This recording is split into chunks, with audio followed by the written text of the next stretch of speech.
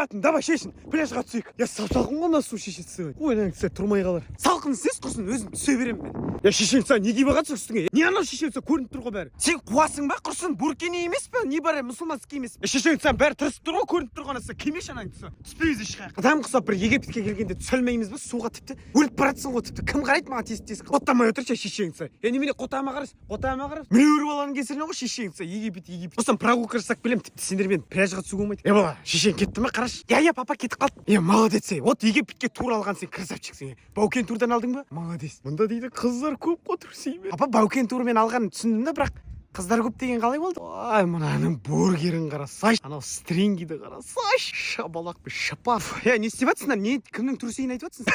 Ей, қатын анау дұрыс емес екен деп жатыр. Трусейлерін шешіп, басқа бірдеңе киесің деп жатыр да ше. Жоқ, мама, папа айтты ана қызды көтеннен ұрсам екен, сүйсем екен. Сен шешең сен мені киіндіріп алып біреуді көтіне қарап жүрсің ба? Әне кісіге бере көтіңде.